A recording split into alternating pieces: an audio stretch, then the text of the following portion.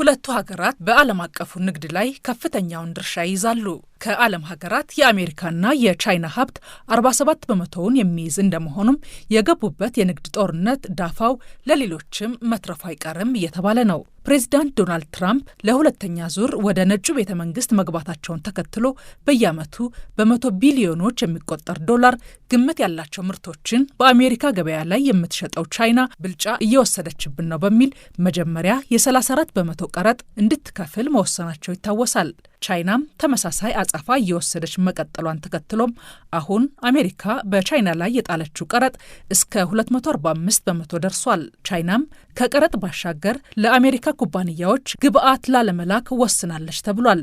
እንዲህ የተካረረው የንግድ ጦርነት እንደ ኢትዮጵያ ባሉ ሀገራት ላይም ተጽዕኖ ማሳደሩ አይቀርም ይላሉ የዘርፉ ባለሙያዎች። እንዴት?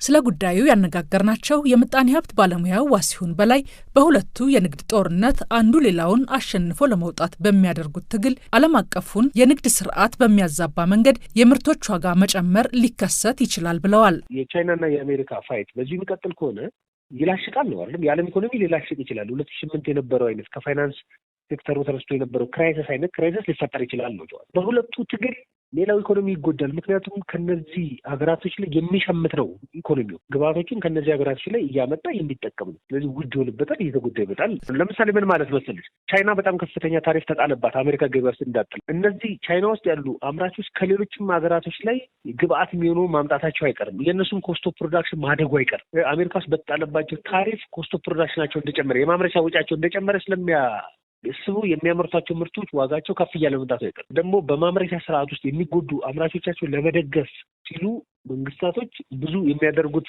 ጉዳይ ስለሚኖር ምርቱ ውድ ሊሆን ይችላል። ስለዚህ ወደ አንቺ የምታመጪው የጥሬ እቃዎች ውድ ይሆኑብሻል ማለት ነው። አሜሪካ ኢትዮጵያን ጨምሮ በተለያዩ ሀገራት ላይ በጣለችው የንግድ ቀረጥ ጭማሪ በዓመት ትሪሊየን ዶላሮችን እንደምትሰበስብ የጠቀሱት የምጣኔ ሀብት ባለሙያው ከሰሃራ በታች ላሉ ሀገራት ራሷ አሜሪካ የሰጠችውን የቀረጥና ኮታ ነጻ የገበያ እድል ወይንም አገዋ በይፋ ሰርዣዋለሁ ባትልም በሀገራቱ ላይ በጣለችው 10 በመቶ ቀረጥ ምክንያት አገዋ ስራ ላይ እየዋለ አይደለም ብለዋል።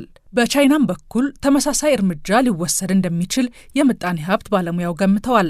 ከዚህ ቀደም ቻይና ለአፍሪካ ሀገራት ሰጥታው የነበረን ጥሬ ዕቃን ከቀረጥ ነጻ ወደ ገበያዋ የማስገባት እድልን እንድትሰርዝ የገባችበት የንግድ ጦርነት ሊያስገድዳት ይችላል ይላሉ አቶ ዋሲሁን። እነሱ የምናገኘው ድጋፍም እየቀነሰ ሊመጣ ሊረሱም ይችላሉ። እነሱ ትሬድ ዋሮች ሲገቡ ማለት ነው። ይህ በእጅ ሀገር ጠቅላላ የዓለም ኢኮኖሚ ሊነካ ይችላል። የአፈር ማዳበሪያ ዋጋ ላይ ኢምፓክት ሊፈጥር ይችላል። የነዳጅ ዋጋ ላይ ኢምፓክት ሊፈጥር ይችላል። የሎጂስቲክስ ስርዓቱ ላይ ኢምፓክት ሊፈጥር ይችላል። በእጅ ሀገሩ ልትጎጁላት ትችላለች። ቀጥታ ታሪፍ ነጻ ለብቻ ልትጎጁ በዚህ ጦርነት ውስጥ የንግድ ጦርነት ውስጥ እዛ ወጪ ከበዛባቸው ወደ እነሱ ሀገር የሚመጣ ምርት ላይ መጫናቸው አይቀርም። ምክንያቱም ማካካስ ይፈልጋሉ። ለምሳሌ ቻይና አሜሪካ ገበያ ውስጥ ከፍተኛ ታሪፍ ከተጣለባት የማምረት አቅሟ እየተራከመ ከሚመጣ ከሆነ ገበያም እየቀነሰ ነው ይመጣ። ስለዚህ እሷ ሌሎች የንግድ ፓርትነሮቿ ላይ ይህንን ለማካካስ ልትፈልግ ትችላለች። ታሪፍ ልትጥል ትችላለች ማለት ነው። ታሪፍ የምትጥል ከሆነ ደግሞ አንቺ እዛች ሀገር ውስጥ በቀላሉ እንዳትነግጂ ልትሆኝም ትችላለች። በነገራችን ላይ ቻይና ለምድር ባቡር ግንባታ ጨምሮ ለተለያዩ ፕሮጀክቶች መገንቢያ ለኢትዮጵያ ከፍ ያለ ብድር ሰጥታለች።